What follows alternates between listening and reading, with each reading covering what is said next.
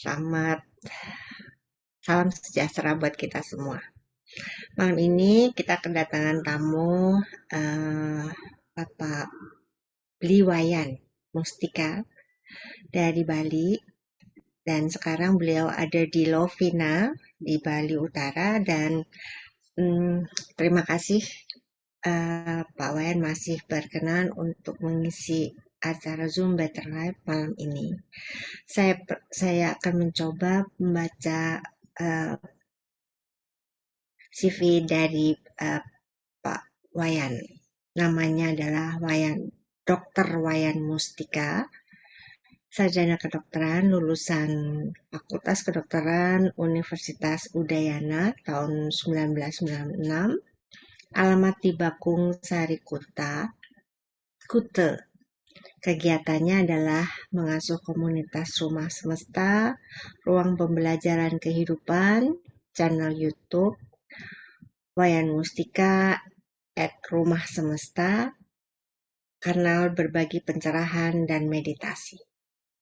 Buku-buku yang sudah ditulis oleh beliau adalah 1. Spiritual, 2. Dialog Spiritual, ada 2 buku, 3. Dunia Tanpa Suara, 4. Grahasta Asrama atau Jalan Cinta Berjumpa Tuhan, 5. Saat Semesta Bicara, 6. Pesan Langit dan Bumi yang pertama, dan Pesan Langit dan Bumi yang kedua.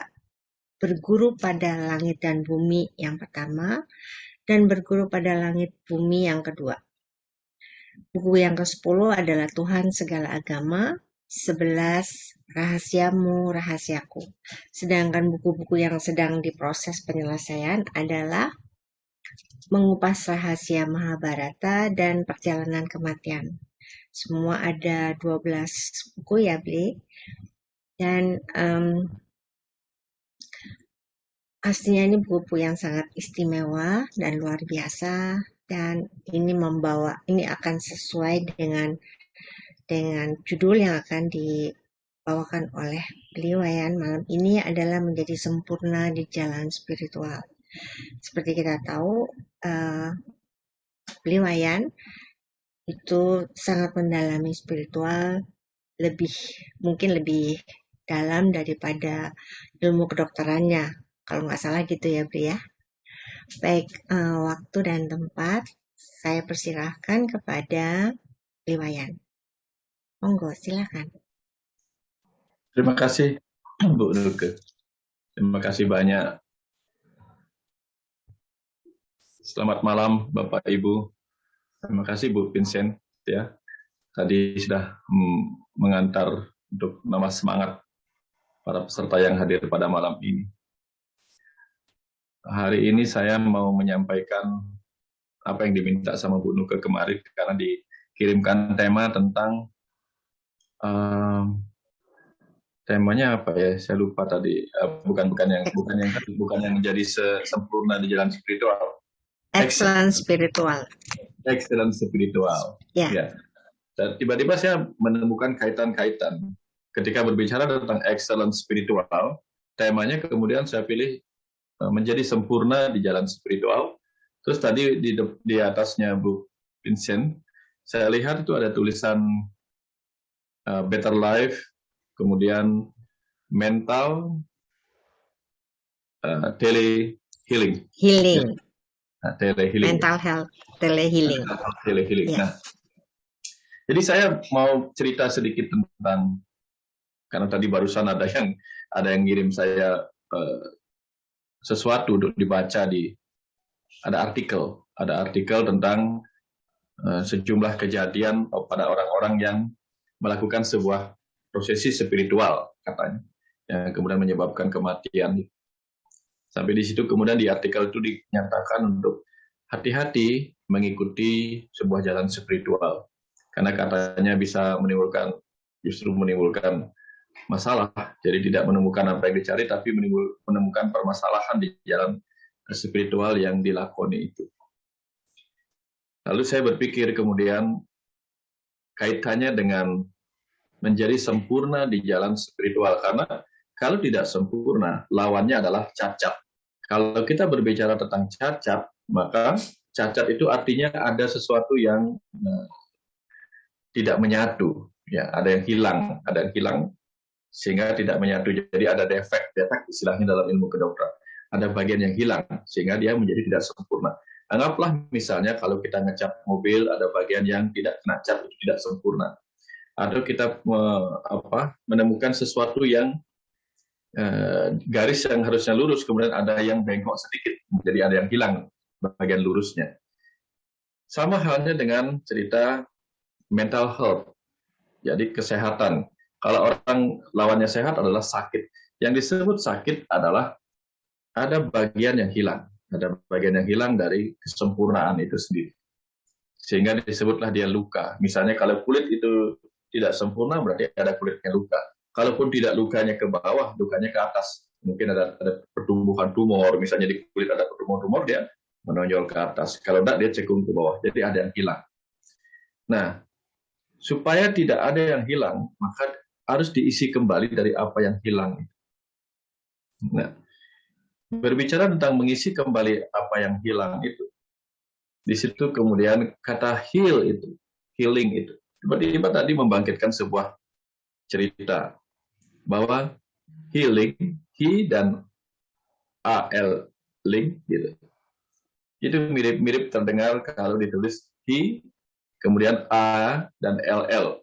Jadi untuk mencapai healing itu kita harus di spiritual, kita harus mencapai he all. Jadi bukan he all, bacanya he all, bukan heal tapi he all. He itu siapa? Kita tahu bahwa kalau Tuhan itu sering disebut sebagai he, bukan she, tetapi he. Kemudian all, keseluruhan, keutuhan. Jadi kalau ingin mencapai healing di spiritual, maka kita harus menemukan keutuhan kita di jalan spiritual. Keutuhan kita dan menjadi sempurna. Seperti apa itu sempurna? Yaitu yang akan kita bahas lagi sebentar. Nah, lalu berbicara tentang apa yang menyebabkan orang-orang di artikel tadi, di berita tadi, memilih sebuah jalan spiritual yang tujuan awalnya adalah mencapai pencerahan.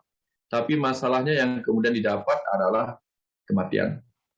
Atau mungkin malah kehancuran, atau menambah masalah dalam dirinya. Apa yang menyebabkan demikian? Jadi kita tahu ada beberapa hal yang menyebabkan orang berpaling ke jalan spiritual. Satu, kalau orang itu mengalami masalah fisik, masalah pada tubuh. Banyak orang-orang yang mengalami masalah pada fisik, misalnya sakit ini, sakit itu yang tak tersembuhkan secara medis, tak tersembuhkan secara obat-obatan, sudah ke dukun, sebagainya, tidak sembuh-sembuh. Akhirnya dia memilih jalan spiritual untuk mencapai ketenangan. Apapun pilihan jalan spiritual itu tentu ujung-ujungnya yang ingin didapatkan adalah mencapai ketenangan, kedamaian, dan bisa melupakan rasa sakit atau bisa menerima rasa sakit. Jadi orang datang ke jalan spiritual karena sakit pada tubuhnya. Ada juga orang yang datang ke spiritual karena gagal melakukan perlawanan ego. Jadi mau dia fight, ternyata menimbulkan beban-beban masalah kehidupan baru dalam dirinya. Mentalnya bertambah kacau, mentalnya bertambah gelisah oleh pilihan reaksi ego ketika dia punya masalah. Akhirnya dia berpaling. Daripada saya terus mengikuti ego yang membuat saya malah gelisah, entah saya melarikan diri, menjauhi masalah, atau saya hadapi masalah, kok malah tambah kacau. Kemudian dia beralih ke jalan spiritual. Ya. Ada lagi yang pikirannya yang mencari tahu. Pikirannya yang tidak mendapatkan pemahaman tentang kehidupan ini. Apa sih kehidupan ini? Dia tidak tahu apa yang ingin dia pahami dalam kehidupan ini. Sehingga ada luka juga. Luka di pikiran itu adalah ketika pikiran ada bagian yang hilang, yaitu pengetahuan dan pemahaman yang dia butuhkan. Atau apa yang dia harapkan tidak tercapai. Sehingga kemudian dia mengalami luka pada pikiran dan perasaannya. Ini yang kemudian menyebabkan orang-orang mencari jalan spiritual untuk menemukan keutuhan dalam pemahaman spiritual tentang dirinya. Nah itu. Sehingga dia kemudian memilih berbagai pilihan jalan spiritual. Kadang ada yang berhasil dengan satu kali pilihan, kadang ada yang gagal dan berpindah-pindah guru spiritual, berpindah-pindah komunitas spiritual. Karena di sini dia tidak dapatkan kesempurnaan, di situ dia dapatkan kesempurnaan, lalu dia berputar-putar mencari jalan untuk menemukan kesempurnaan dirinya sendiri. Lalu ada orang yang memilih jalan spiritual karena dia sudah tiba di level dari 5 jenis kebutuhan manusia. Jadi kebutuhan manusia, satu adalah kebutuhan fisiologis, yaitu kebutuhan makanan, minuman, dan seterusnya. 2, kebutuhan rasa aman, punya tabungan, punya asuransi, merasa aman dimanapun berada, itu kebutuhan akan rasa aman atau safety need. Yang ketiga, kebutuhan akan rasa sosial, hubungan sosial dengan keluarga, dengan teman, dengan orang lain. Nah, kalau ini sudah terpenuhi, dia masuk ke dalam pencarian pemenuhan akan harga diri atau esteem need. Ya, entah mendapatkan jabatan, entah untuk meraih kekayaan yang membuat dia dihargai, atau yang lainnya. Nah, yang terakhir adalah kebutuhan akan pengenalan aktualisasi diri. Nah, mungkin di sini dia mulai bertanya, siapakah aku sesungguhnya? Untuk apa kehidupanku, dan seterusnya. Nah, ada yang melakukan pencarian spiritual ketika sampai di kebutuhan yang kelima ini.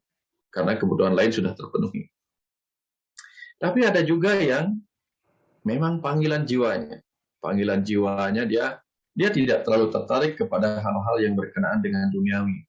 Bukan karena ada masalah pada tubuh, bukan karena masalah pada pikiran, tapi memang ada panggilan jiwanya untuk sangat-sangat tertarik kepada jalan-jalan spiritual. Dan dia mungkin mengalami kerinduan kepada sesuatu yang lebih agung di alam semesta besar ini. Jadi sesuatu yang agung dalam dirinya, yaitu sang roh atau atman atau jiwa atman atau jiwa, menginginkan sebuah perjumpaan, didorong oleh rasa kerinduan spiritnya atau ruhnya dengan ruh yang maha besar di alam semesta ini. Nah, sehingga dia melakukan pencarian spiritual. Dia bisa melakukan pencariannya ke dalam dirinya, atau dia mencari komunitas-komunitas lain yang selaras dengan pencariannya. Nah, jadi ada beberapa ciri orang-orang yang melakukan perjalanan spiritual. Apapun jalan yang mengawali, atau apapun latar belakang yang mengawali kita yang ada di ruangan ini, untuk memulai perjalanan spiritual, sebagaimana diingatkan oleh artikel tadi, hati-hati. Hati-hati. Karena spirit itu semangat. Ada saatnya ketika kita tiba pada sebuah titik semangat yang membuat kita setimbang, sangat-sangat mudah bergeser lagi, menjadi berlebihan. Sehingga sarannya tadi adalah apapun yang kita cari, ya baik, karena spiritual itu begini. Dalam buku Rahasiamu-Rahasiaku yang saya tulis, Tuhan itu pernah memberikan jawaban kepada saya. Tuhan itu siapa? Dia menyebut dirinya sebagai kecerdasan semesta tak terbatas, yang lalu menunjukkan kemampuannya menjadi energi, lalu memadat menjadi materi. Nah, ketika ada orang rindu kepada Tuhan, ya, untuk menemukan rasa bahagia lagi dengan Tuhan, dia bisa mencari itu masing-masing di jalan ini. Baik mencari lewat materi, baik lewat energi, baik lewat kecerdasan. Lewat materi, bisa materi duniawi. Sehingga dia mengejar kebahagiaan lewat materi duniawi yang bernama harta, tahta, dan cinta. Nah, itu yang dia kejar. Ya, yang berupa materi-materi. Materi-materi uang, apapun bentuk-bentuk hasil-hasil kekayaan. Untuk apa? Untuk menemukan sebuah rasa yang mengagumkan di benda-benda itu. Lalu ada orang mencari Tuhan di jalan energi. Ya, energi kesembuhan, energi kesaktian, energi apa saja. Energi apa saja. Dan ada yang mencari Tuhan di jalan pengetahuan, menemukan Tuhan sebagai kecerdasan. Nah, setelah dia menemukan Tuhan sebagai kecerdasan, dia akan melihat Tuhan dalam energi dan dalam materi itu sendiri. Tapi sayangnya, energi dan materi berbahaya kalau dicari secara berlebihan. Ini yang sering menyebabkan kekacauan. Misalnya ketika kita mengejar materi berlebihan, yang terjadi adalah ketika kita mendapatkan materi duniawi, ada kemelekatan yang membuat orang itu menderita. Melekat rasa takut akan kehilangan mulai muncul.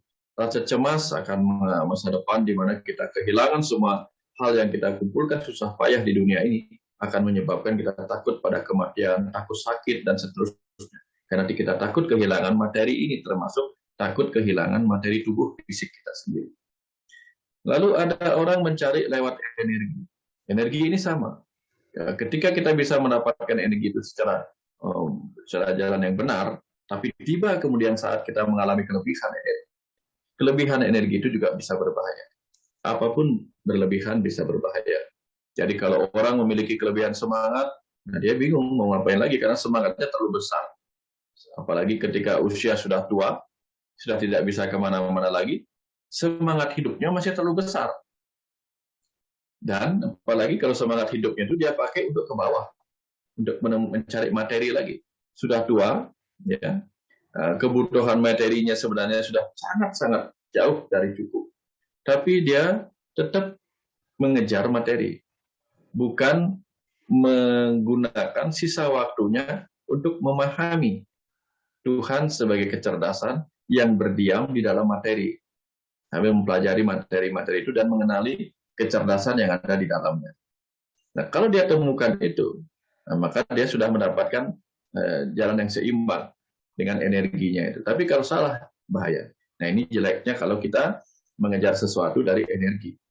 Jadi apapun yang kita lakukan, kita harus belajar untuk secara seimbang dalam pencarian ini. Nah, lalu bagaimana kalau kita mengejar Tuhan sebagai kecerdasan? Ada titik ketika kita menemukan Tuhan sebagai kecerdasan, kita bisa mengalami kebahagiaan di mana-mana. Bahagia dalam segala suka duka, bahagia di dalam segala baik buruk, segala hal kita lihat kehadiran Tuhan di sana. Gitu. Tapi kalau berlebihan, ini bahaya juga.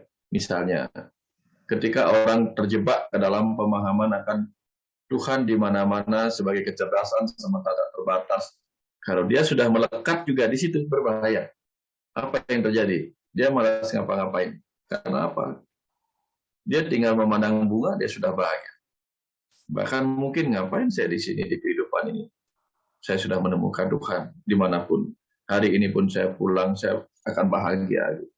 Sekarang pun saya pulang ke alam sana, saya sudah siap. Karena kehidupan itu tidak ada artinya buat saya. Padahal sebenarnya di sini adalah tempatnya, di situ juga adalah tempat. Di alam nyata ini dan di alam sana. Sama saja. Di sini berwujud, di sana tidak berwujud. Tapi rasanya sama.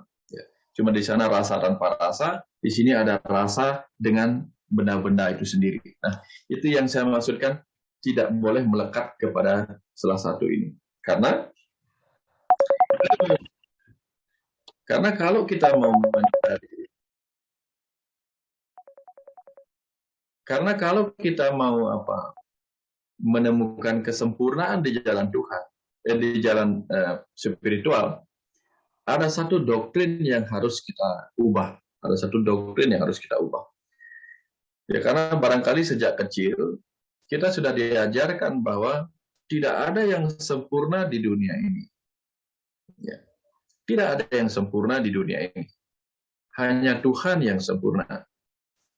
Semua orang rata-rata sepakat bahwa di dunia ini tidak ada yang sempurna. Tapi setelah mereka sepakat bahwa tidak ada yang sempurna di dunia ini, kita semua dipenuhi keluhan-keluhan terhadap apa yang kita sebut tidak ada yang sempurna. Artinya begini, misalnya kalau kita bermain air pasti basah, lalu kita ngeluh, kok saya bisa basah ya kalau main air? Nah, itu kan sama saja kita tidak menerima kenyataan bahwa main air itu basah. Kita menerima teori bahwa main api itu terbakar. Tapi kemudian kita mengeluh, kenapa sih Tuhan menciptakan api itu membuat terbakar? Kok saya bisa terbakar kalau bermain api? Nah, ini kontradiktif kita. Satu sisi kita menerima kenyataan atau teori bahwa api bisa membakar, lalu kita mengeluh kenapa api bisa membakar. Sama seperti tadi. Kalau kita percaya bahwa tidak ada sesuatu yang sempurna di alam semesta ini kecuali Tuhan, lalu kenapa kita juga mengeluh bahwa ini salah, itu salah, ini segala macam kita sebut salah, padahal kita tahu karena tidak ada yang sempurna lah, maka ada yang salah. Tapi sayangnya sudah kita tahu tidak ada yang sempurna, tapi kita keluhkan juga ketidaksempurnaan itu. Nah, ini yang saya tanyakan, karena ada teman bertanya dulu.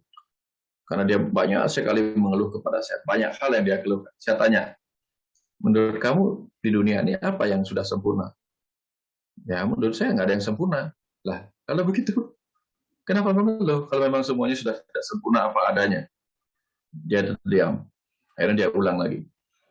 Saya tanya ulang lagi. Kalau begitu, apa yang di dunia ini sudah sempurna? Pada akhirnya saya paham bahwa ternyata semua yang ada di dunia ini sudah sempurna. Begitu jawab. Saya balik lagi. Kalau memang sudah sempurna, buat apa mengeluh? Nah, jadi kan kita bingung. Kalau kita katakan segala sesuatu di dunia ini tidak sempurna, kita mengeluh. Dengan ketidaksempurnaan yang sudah kita akui adanya. Dua, kalau kita katakan, oke lah, di puncak spiritual, segala hal di dunia ini sudah sempurna apa adanya. Tapi kemudian kita mengeluh pula. Nah, ini menariknya, menarik. Nah, apa yang menyebabkan kita selalu seperti itu? Mengeluh oleh ketidaksempurnaan, mengeluh pula oleh kesempurnaan. Apa yang menyebabkan demikian? Karena jalan-jalan spiritual yang kita pelajari mungkin belum berhasil membawa kita untuk menerima segala dualitas itu dengan rasa yang sama pada akhirnya. Nah, ini yang saya pernah alami dulu.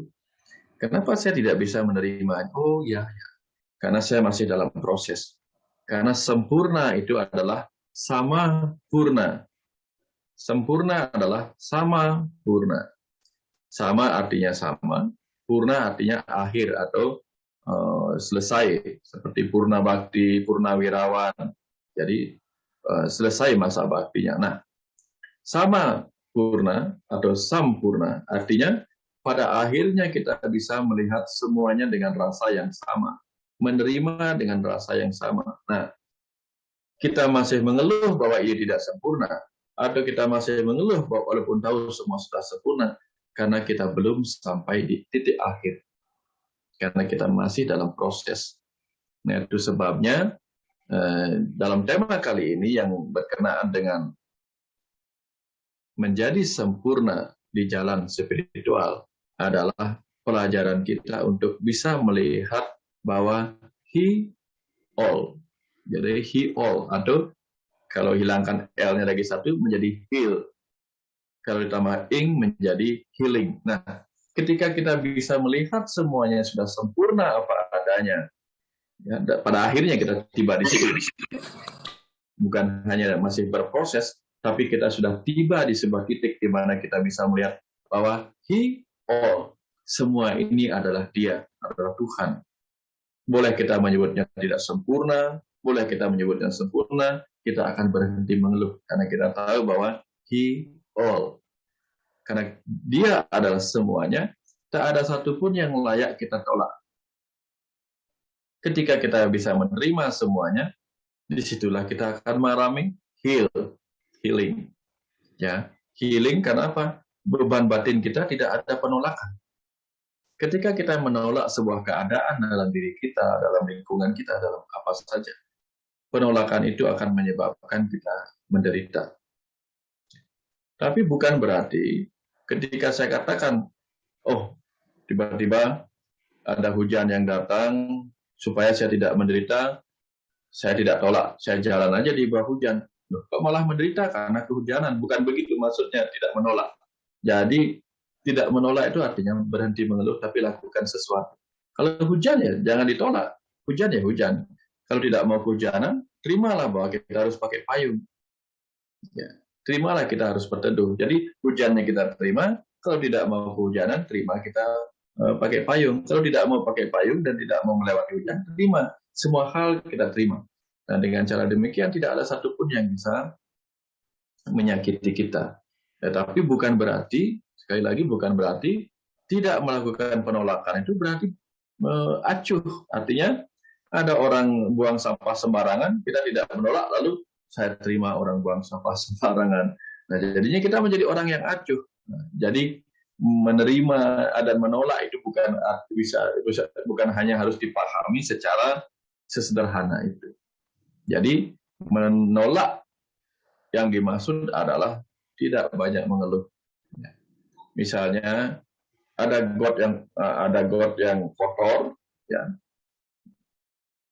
Masa kita tidak tolak gotnya kotor? Tetapi kita tidak menolak bahwa ini segala macam, kita tidak mengeluh. Oke, ini got kotor, kita terima gotnya kotor, lalu kita terima diri kita harus membersihkan, selesai. Itu yang dimaksud dengan tidak melakukan penolakan yang menyebabkan penderitaan. Nah, yang menyebabkan penderitaan itu adalah penolakan tapi kemudian mengeluh. Wah, kenapa begini, kenapa begitu? Nah, keluhan-keluhan itulah yang membuat orang menderita. Karena kalau orang pergi ke dokter, yang pertama ditanya sama dokter adalah, keluhannya apa, Bu? Keluhannya apa? Kadang-kadang ketika orang itu pergi ke dokter, dokternya memeriksa, ternyata orangnya tidak mengeluh, maka bukan itu yang akan ditangani dokter. Misalnya begitu. Ini ada orang sakit kepala. Orang sakit kepala datang. Tahu-tahu sampai di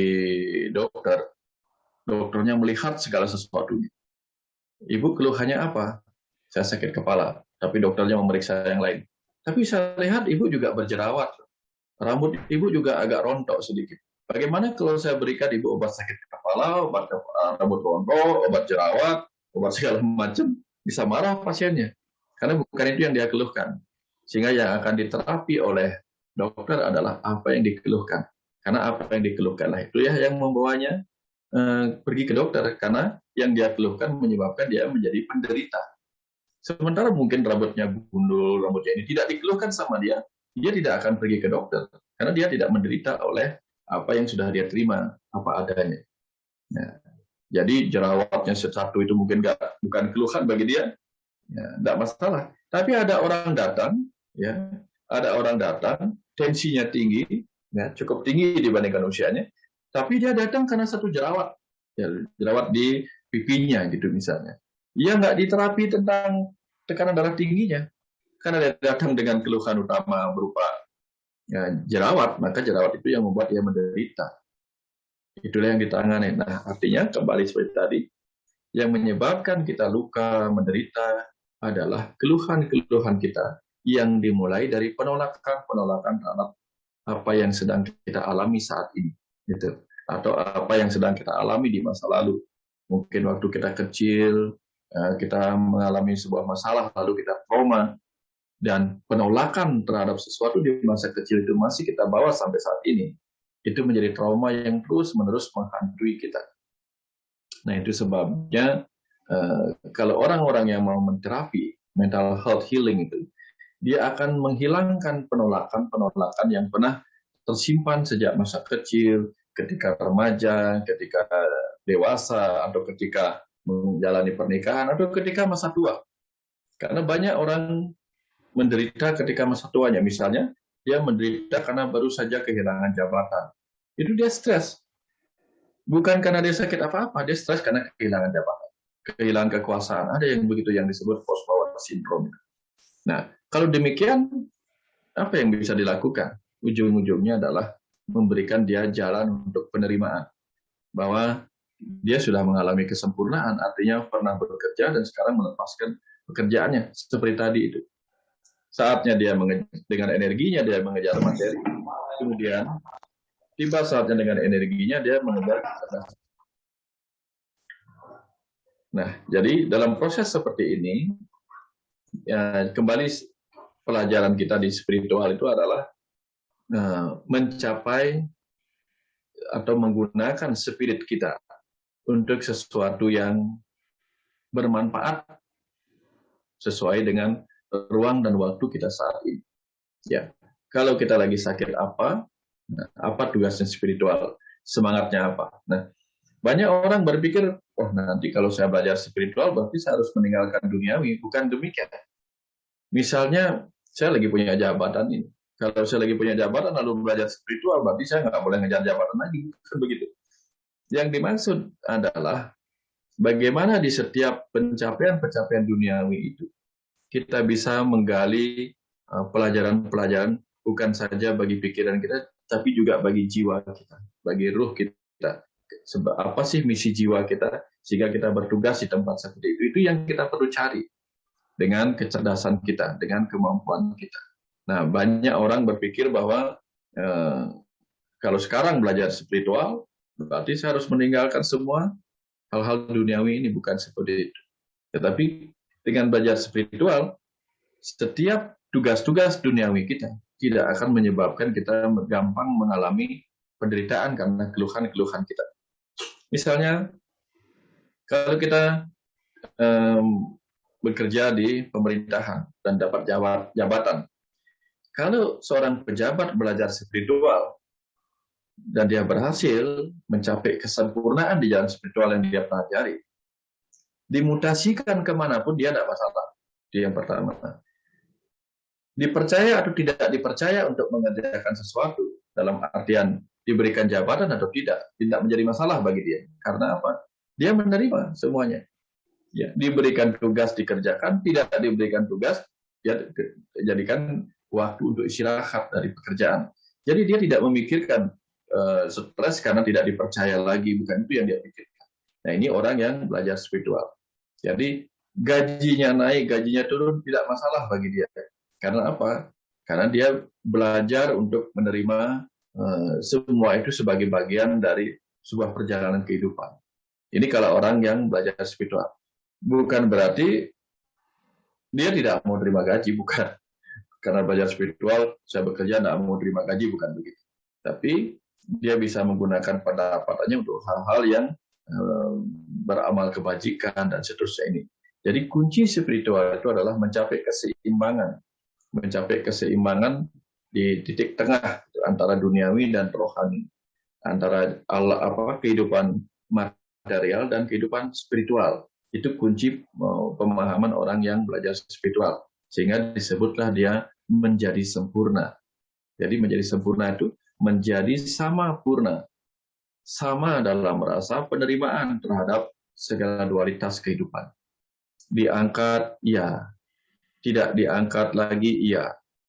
Ada yang memberi pujian atas kerjanya, ada yang mencaci maki, ya. Persis seperti kalau kita membuat YouTube, pasti ada yang like, ada yang dislike. Dia tidak mempedulikan itu. Inilah apa adanya saya. Nah, ini yang dijalankan oleh orang-orang yang sudah belajar spiritual untuk belajar menerima bahwa dirinya sudah sempurna apa adanya dengan segala kelebihan dan kekurangan. Dia menerima dirinya secara sempurna apa adanya, bahwa dirinya pernah berbuat baik, bahwa kita pernah berbuat buruk, bahwa kita pernah melakukan hal yang benar, bahwa kita pernah melakukan hal yang salah. Karena itulah kita. Karena salah benar itu hanyalah persepsi-persepsi di dunia ini yang tergantung kepada kesepakatan-kesepakatan yang berlaku di sebuah komunitas. Sama dengan sopan dan tidak sopan. Ya, kalau di Indonesia kita menyapa orang, Mbak mau kemana? Itu sopan. Di luar negeri kalau kita tanya itu dimarahin kita. Mind your business. Kita dianggap mencampuri urusan orang lain. Nah, jadi sopan dan tidak sopan sangat-sangat berbeda tergantung budaya. Di Indonesia kalau mengangkat tangan kiri kalau mau menyampaikan sesuatu, misalnya murid naikkan sesuatu dengan tangan kirinya, dia minta izin, dimarahin sama pak gurunya. Tapi kalau di luar negeri itu biasa, karena tangan kanannya menyiapkan diri untuk menulis. Itu hal yang biasa, karena dimaklumi bahwa ada orang yang dominan otak kanan dan dominan otak kiri. Tapi kalau di sini berlaku berbeda. Nah, itu sebabnya kita tidak pernah tahu apakah kita benar, apakah salah. Karena apa yang menurut kita benar, bisa jadi salah menurut orang lain. Apa yang menurut kita salah, bisa jadi benar menurut orang lain. Sehingga ketika kita bisa menerima semua benar dan salah kita apa adanya, disitulah kita bisa menerima diri kita apa adanya, secara sama pada akhirnya, atau sama purna. Nah, kalau kita sudah bisa melihat diri kita sudah sempurna apa adanya, dengan tangan kanan, tangan kiri, dengan telinga kanan, telinga kiri, mata kanan, mata kiri, segala dualitas itulah yang menyebabkan kita disebut sempurna. Dengan cara yang sama, maka kita tidak akan banyak mengeluh tentang diri kita. Ya, misalnya sekarang rambut saya sudah mulai berwarna dua, antara hitam dan putih, ya sudah. Ini pertanda saya sudah cukup umur. Sudah disuruh oleh kepala saya sendiri banyak-banyak memikirkan hal-hal yang putih, bukan lagi hal-hal yang hitam. Karena kalau putih simbol cahaya, kalau hitam simbolnya gelap, maka mungkin nanti saya harus segera kembali menjadi makhluk cahaya. Dulu mungkin saya makhluk duniawi, makhluk yang banyak digelapkan oleh ego ketika kita masih remaja. Tapi semakin menua, semakin memutih rambut kita. Pada saat kita bercermin dan kita lihat lebih banyak rambut putih, itu mengingatkan kita bahwa putih adalah cahaya. Kamu adalah makhluk cahaya yang sedang berdiam dalam diri manusia, yang nanti sebentar lagi akan kembali ke alam cahaya. Jadi mulai pelan-pelan menambah energi-energi cahaya lewat pengetahuan-pengetahuan. Nah, itu pesan dari tubuh kita. Tapi kalau kita nggak menerima, mungkin kita akan bingung searching. Kira-kira sampo apa atau obat apa yang bisa dipakai menghitamkan rambut. Bingung kita. Bingung karena kita ingin menutupi kesempurnaan diri kita yang sekarang sedang memasuki pesan-pesan tentang cahaya, yaitu cahaya di rambut kita yang berwarna putih ini. Ya, itulah kelebihan kita. Keanehan kita lah. Kalau rambut kita memutih, kita bingung. Ya, karena kita pikir dia harus hitam. Terus kalau gigi kita menghitam, kita bingung karena kita pikir dia harus putih. Jadi kita dibingungkan oleh warna itu sendiri. Tapi kapan kita mulai tenang, menerima apa adanya, sudah saatnya tubuh kita mengingatkan hal-hal yang harus kita prioritaskan seiring pertambah usia kita. Nah, itulah jalan-jalan spiritual yang seharusnya kita jadikan bahan renungan untuk menuju kesempurnaan diri kita. Bahwa inilah kita apa adanya. Ya. Dari kecil kita terlahir sempurna karena kita dibentuk oleh ayah dan ibu. Ayah membawa sisi maskulin, ibu membawa sisi feminin. Begitu kita disatukan kedua sisi itu dan membentuk tubuh kita, maka tubuh kita membawa rasio dari sisi maskulin ayah, membawa rasa dari sisi maskulin ibu, sehingga ketika kita terbentuk, kita memiliki dua jenis pikiran di dalam otak kita yang dibentuk sejak kita bayi. Satunya rasio, satunya rasa. Di otak kanan bersifat rasa, di otak kiri bersifat rasio. Sehingga kadang-kadang kita terlalu peka di perasaan, lupa rasionya. Atau kita terlalu bermain rasio, lupa menggunakan rasa. Nah, di jalan seimbangan inilah, di jalan spiritual inilah, agar kita menjadi sempurna, kita harus menggunakan rasa dan rasio. Karena kalau satu saja tidak cukup. Ya. Sehingga rasa tanpa rasio tidak bagus, rasio tanpa rasa tidak bagus. Sehingga sampai kemudian Newton, Einstein yang mengatakan, agama tanpa ilmu pengetahuan itu lumpuh. Ilmu pengetahuan tanpa agama itu buta. Sehingga rasa tanpa rasio itu sama seperti itu ceritanya. Nah, kalau kita sudah melihat kesempurnaan itu, kita bisa menerima segala sesuatunya dengan cara yang sama. Sama seperti kita menerima bahwa di alam liar ini ada kambing, ada sapi, ada pemangsa berupa singa, hiena, dan sebagainya. Kalau kita tidak melihat ada singa, kita tidak menyukai ada singa yang kita sebut buas, apa yang terjadi?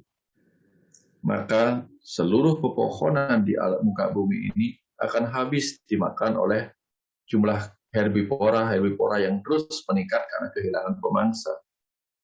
Kalau pemangsanya terlalu banyak, tidak ada lagi hewan-hewan yang bisa dimangsa seperti pemakan rumput atau yang lainnya, itu bisa jadi kita yang akan dimangsa. Nah, cara kita adalah melihat segala sesuatunya dengan cara yang sempurna, yaitu menggunakan dua sisi sudut pandang kita. Karena itulah sebabnya kita diberi dua mata, agar bisa melihat dari segala sudut, bisa mendengar dari dua sisi, Sehingga dengan rasa dan rasio kita bisa menerima semuanya dengan cara yang sama, dengan rasa yang sama. Sehingga disitulah kemudian kita melihat semua sudah sempurna apa adanya. Kalau sudah demikian, pastilah kita akan berhenti mengeluh. Kalau kita sudah berhenti mengeluh, maka kita akan mengurangi potensi-potensi penderitaan pada batin kita. Kalau penderitaan pada batin kita sudah berkurang, maka tubuh kita juga akan berkurang potensinya mengalami penyakit fisik. Karena kenapa? Karena 50% ya pada penelitian, 50% penyakit pada fisik atau pada diri manusia, 50%-nya disebabkan oleh faktor spiritual. 25% disebabkan oleh faktor psikis. 15% disebabkan oleh faktor sosial. Hanya 10% disebabkan oleh faktor fisik itu sendiri. Ya, jadi tubuh kita sakit karena faktor tubuh kita, misalnya luka, atau kena senjata, atau kena benda-benda, itu hanya 10%. Sisanya orang-orang sakit karena faktor psikis.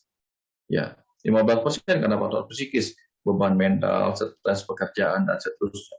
Kemudian faktor sosial, hubungan di rumah tangga tidak bagus.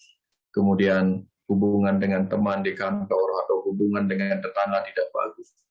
Itu menyebabkan penyakit. Kenapa? Karena kalau hubungan sosial tidak bagus, manusia yang notabene sebenarnya adalah makhluk sosial akan mengalami rasa keterasingan. Ketika manusia mengalami rasa keterasingan, yang terjadi adalah dia merasa dirinya tidak berguna. Jadi misalnya, sekaya-kayanya seseorang, kalau dia dan bisa membeli sebuah pulau terpencil, taruh dia di pulau terpencil dengan segala kemewahan, tapi sendiri. Masak sendiri, dan seterusnya di situ. Sendiri ya. Walaupun dia punya satu pulau itu sendirian, dia pasti akan lama-lama stres walaupun dengan segala kekayaan. Karena manusia itu makhluk sosial. Nah, keterasingan, merasa kesendirian, kesepian, itu akan menyebabkan orang merasa apa yang dia miliki tidak berguna atau tidak bermanfaat. Kalau orang merasa dirinya tidak berguna, tidak bermanfaat, maka dia akan berpikir, untuk apa saya ada di sini? Saya tidak berguna. Dia akan menjadi putus asa dan mati, sekalipun dia memiliki banyak hal dalam kehidupan ini. Itu bahayanya kalau orang mengalami masalah sosial, apalagi masalah spiritual. Nah, itu sebabnya di tema kali ini dengan konsep tujuan pembicaraan ini adalah mental health healing. Kita harus belajar menyatukan segala potensi-potensi yang menyebabkan kita sakit itu, kemudian kita perbaiki, baik secara spiritual, psikis atau mental, kemudian sosial dan fisik kita sendiri. Dan dengan cara demikian, semua penderitaan itu akan hilang karena kita sudah tidak ada keluhan-keluhan lagi. Karena kita berhenti mengeluh disebabkan oleh penerimaan kita terhadap segala sesuatu yang akan terus berubah. Ya.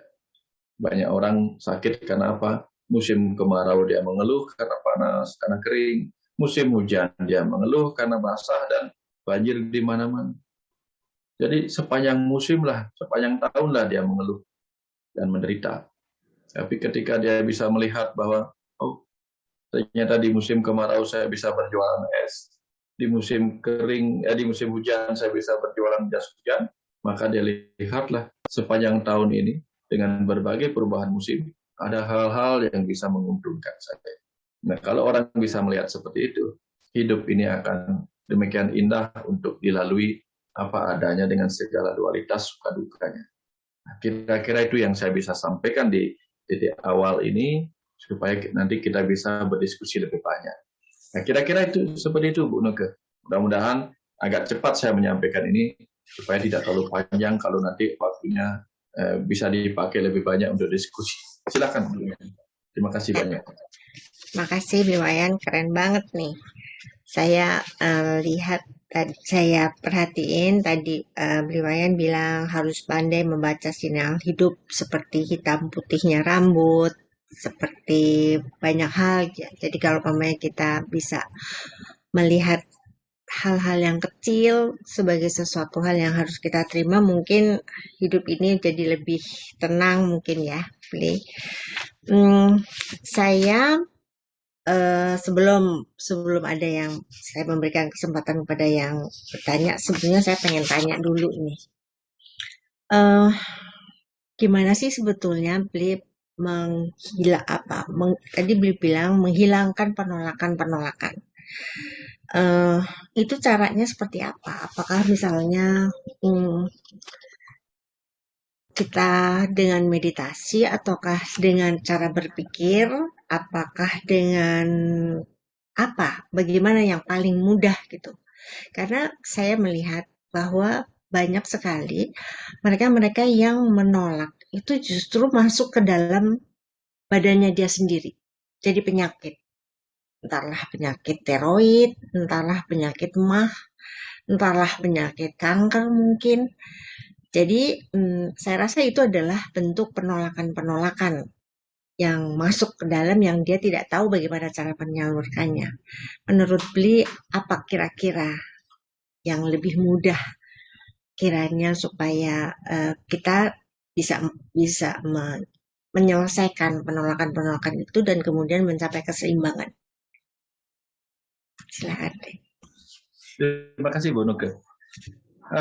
Banyak orang berpikir bahwa untuk mencapai penerimaan atas semua itu, jalan keluarnya adalah meditasi. Tapi sayangnya saya juga banyak ketemu orang yang sudah berlama-lama meditasi. Di dalam meditasinya dia menerima apa yang dibayangkan, apa yang muncul dalam bayangan. Baik hal yang buruk ataupun hal yang baik, dia bisa terima ketika meditasi. Tapi begitu buka mata dan melanjutkan kehidupannya, dia ketemu lagi dengan hal yang berbeda, di situ dia stres lagi. Nah, jadi di situ. Jadi dia hanya bisa menerima ketika dia meditasi. Nah, akhirnya seperti ini kejadiannya. Pagi-pagi dia meditasi atau malam-malam dia meditasi. Lalu muncullah bayangan peristiwa-peristiwa dualitas yang sempat dia lewati satu hari dari pagi sampai malam itu. Di situ kemudian semua bayangan itu dia terima apa adanya. Oke, dia bisa terima. Dengan cara apa? Dengan cara hanya mengamati. Tidak melakukan penilaian, dia biarkan. Oke, dia terima, beres. Besoknya baru bangun, ketemu lagi dengan kehidupan, dengan berbagai dualitas yang berbeda lainnya, kumat lagi dia penerimaannya. Malam-malam meditasi lagi untuk menerima segala sesuatunya. Nah, akhirnya apa yang terjadi? Ya seperti itu, seperti orang yang habis lapar, makan lagi, habis itu lapar lagi, makan lagi, lapar lagi, makan lagi, bolak-balik seperti itu. Nah, lalu bagaimana caranya? Ternyata salah satu penyebab penolakan adalah ketidaktahuan. Ketidaktahuan adalah salah satu sumber penolakan. Misalnya begini, ini yang paling sering saya gunakan karena gampang sekali contohnya dulu. Kita pernah mengalami terjebak di sebuah kemacetan. Sementara kemacetan itu berpotensi menyebabkan kita terlambat sampai di tempat kerja kita. Jengkelnya luar biasa. Kita sampai marah-marah, syukur kalau tidak sampai mukul-mukul. Mukul apa misalnya meja apa mukul kalau di macet ya, mukul setir, tangan kita kesakitan. Kalau kita mengikuti ego, kita mukul setir, tangan kita kesakitan. Kalau kita pukul klakson, kemudian kita berkelahi, gara-gara pukul klakson, berkelahi dengan orang yang di depan kita, akhirnya tambah menderita lagi. Jadi kita menderita oleh kemacetan itu karena kita menolak. Karena kita berpikir ini saya harus sampai di kantor. Kita menolak kemacetan itu menyebabkan kita terlambat karena kita tidak punya alasan. Apa sih ini yang bikin masalah sebenarnya macet? Kok selalu macet? Nah, kita nggak punya jawabannya. Emosilah kita. Tapi ternyata setelah kita melewati sumber kemacetan, disitulah kita lihat ternyata penyebab kemacetan itu adalah sebuah kecelakaan yang mengerikan. Jadi, masihkah kita akan marah dengan penyebab kemacetan itu setelah kita tahu ternyata penyebabnya adalah kecelakaan? Mungkin setelah melihat itu, ternyata ini penyebabnya. Nah, akhirnya apa? Kita punya sebuah jawaban kalau ditanya kenapa macet, ada kecelakaan. Ya, jadi kita nggak bisa menghindari karena kita sudah di jalur itu. Jadi kita bisa menerima penyebabnya, yaitu kecelakaan. Karena kita sudah tahu, gara-gara kita sudah tahu penyebabnya, oh ini toh penyebabnya. Oh itulah bentuk pemahaman. Kalau orang paham kan, oh nah kalau sudah oh berarti kita kosong. Kalau sudah kosong, maka kita bisa menerima. Kalau kita penuh dengan apa? Penuh dengan asumsi, penuh dengan pemikiran, jangan-jangan ini, jangan-jangan itu. Akhirnya apa? Tidak ada ruang kosong lagi untuk mengisi pemahaman kemungkinan-kemungkinan yang lain. Tapi begitu kita lihat, oh, nah jadi kita sudah memiliki sebuah ruang untuk memiliki jawaban atas pertanyaan nanti. Kenapa kamu terlambat? Kita punya jawaban. Karena kita sudah menemukannya, pemahaman itu. Nah itu sebabnya tahu akan membuat kita lebih gampang. Jadi kalau kita sudah memiliki sebuah pengetahuan bahwa hidup ini akan selalu penuh dualitas. Jadi bahkan pagi-pagi sebelum kita keluar rumah pun, kita sudah akan siap bahwa apa? Hari ini pasti akan ada dualitas. Ya. Kadang kita ketemu lampu merah, kadang kita ketemu lampu hijau. Ya, kadang kita akan ketemu orang yang disiplin naik kendaraan, kadang kita akan ketemu orang ini. Karena kita sudah tahu bahwa semua itu pasti ada. Ya, maka sama seperti kita kalau mau jadi YouTuber, kita harus siap karena sudah disiapkan di situ bahwa akan ada tombol like dan tombol dislike. Itu sudah tahu begitu, apa yang mau kita salahkan? Bahwa ada yang dislike, oke, ada yang like, oke. Nah, di jalanan juga sama. Nah, kalau sudah demikian, sepanjang pagi sampai sore, segala hal yang kita alami dalam peristiwa kehidupan itu kita bisa terima. Bahkan kita tidak perlu meditasi khusus malam-malam untuk menerima semuanya. Untuk memaafkan semuanya, karena kita sudah menerima dan memaafkan apa yang menjadi peristiwa-peristiwa yang kita alami hari ini. Nah, yang paling kita ingatkan adalah yang paling kita benci dan paling kita cintai. Nah, kalau malam-malam kalau siang-siang ada hal yang paling kita benci, itulah yang paling kita ingat malam-malam. Tapi kalau siang-siangnya sudah kita terima apa adanya, misalnya di jalan itu banyak orang yang mengemis, dibelokkan, ada orang yang minta-minta. Dan kita sudah nggak peduli lagi, sudah menerima apa, sudah biasa. Gitu. Malam-malam kita nggak akan mikirkan orang. Tapi kalau misalnya pas dibelokkan itu kemudian ada yang mukul-mukul kaca kita berkali-kali, kemudian kita mau menyelesaikan masalah itu tapi keburu kita diklakson dari belakang untuk maju. Nah, akhirnya kita nggak terima. Ini maksudnya apa? Nah, kata tanya itulah berarti kita tidak tahu.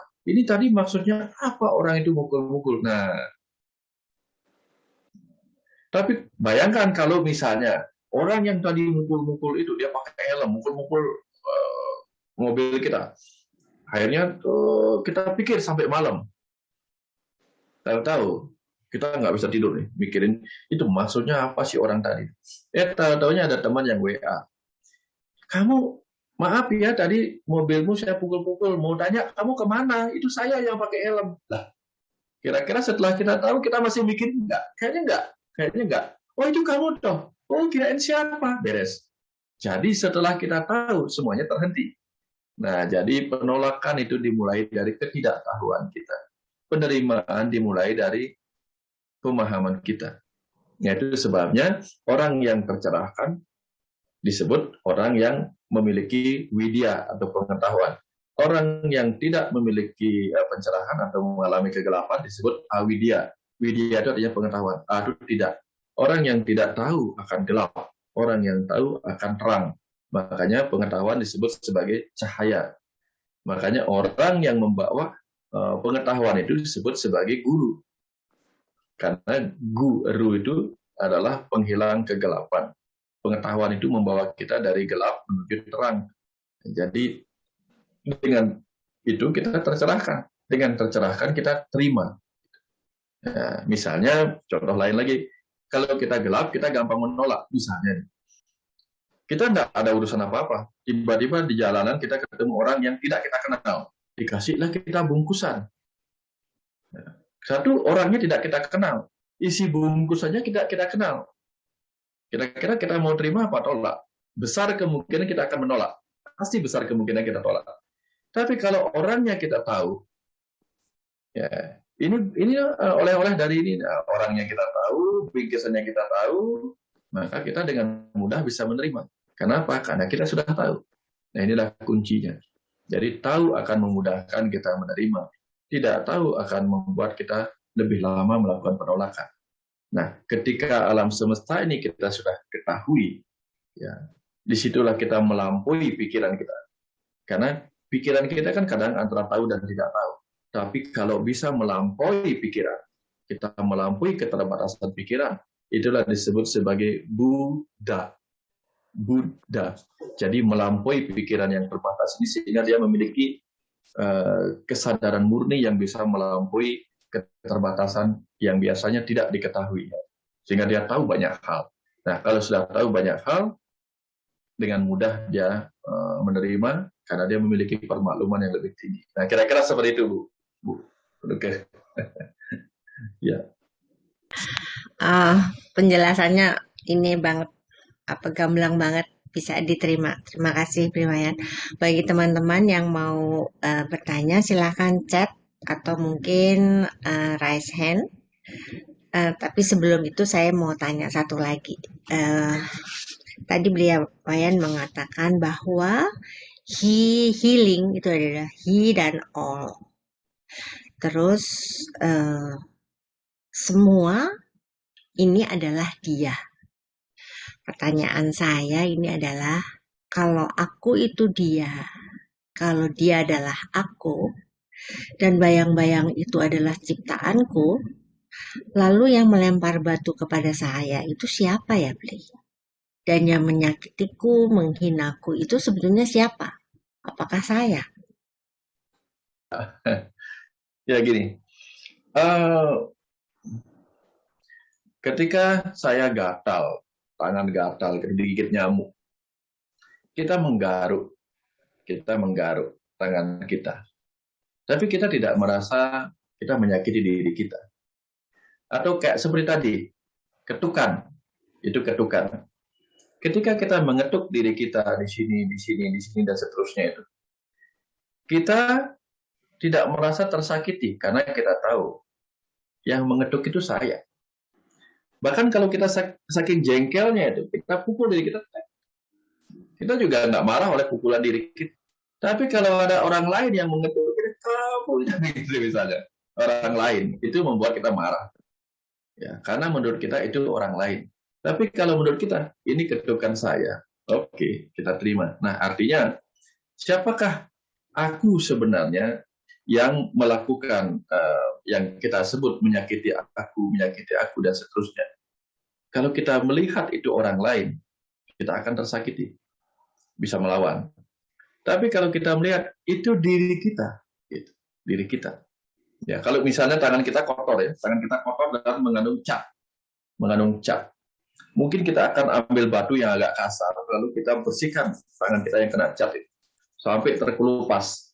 Kita nggak merasa tersakiti oleh benda kasar yang kita pakai, karena kita menurut kita itu saya ingin membersihkan noda yang terlalu lekat menempel kepada diri saya.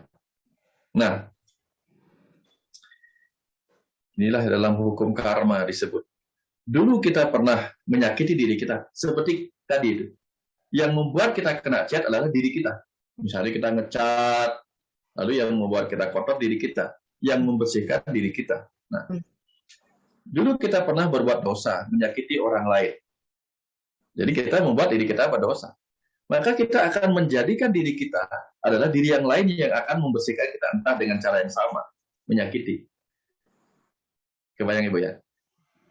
Kebayang ya? Nah, artinya Tuhan itu menjadi yang tadinya mengotori dirinya dengan berbuat jahat pada dirinya yang lain, maka dia akan lahir menjadi dirinya yang lain untuk menyakiti dirinya yang ini. Kebayang? Nah, kalau kita melihat itu saya yang sedang membersihkan diri saya dari dosa-dosa, maka kita tidak akan membalas. Karena apa? Itu adalah diri saya yang lain. Ya, misalnya begini. Tadi diri saya yang ini yang sedang bekerja tadi membuatkan diri saya kotor. Sekarang diri saya yang inilah, bukan diri saya yang tadi yang membersihkan, diri saya yang sekarang yang datang untuk membersihkan. Nah itu. Ya. Jadi artinya orang yang datang menyakiti kita itu sesungguhnya adalah diri kita juga yang sedang membersihkan diri kita. Kebayang ya? Ya. Jadi kadang begini, kadang itu begini.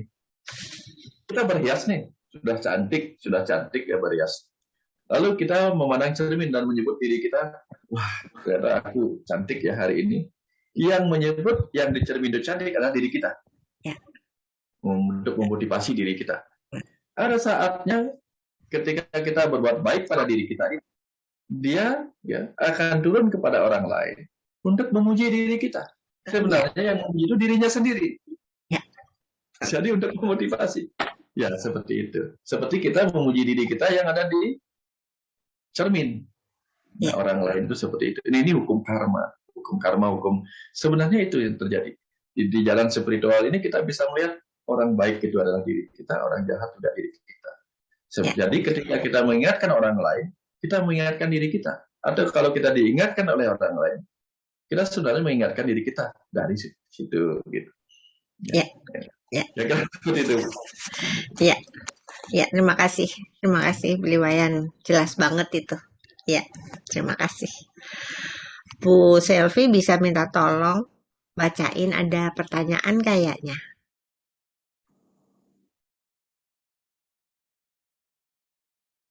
Bu Selvi belum itu, masih mute.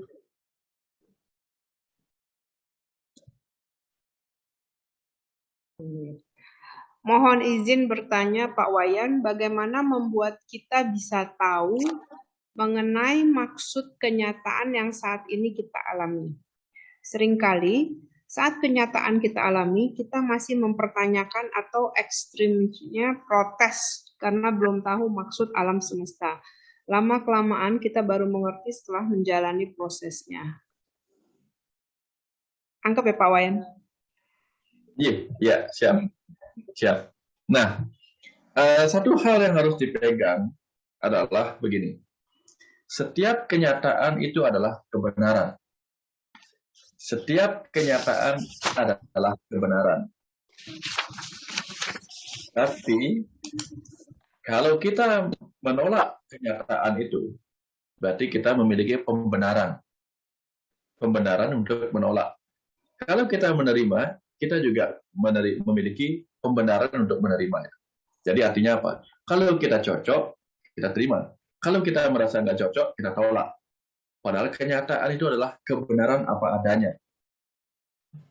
Jadi supaya kita bisa menerima itu dengan benar-benar sebagai kebenaran, bukan karena kita cocok dan tidak cocoknya kita menolak dan menerima, tapi karena kita melihat itu dengan cara yang benar. Inilah yang saya sering sampaikan tentang melihat dengan pandangan benar.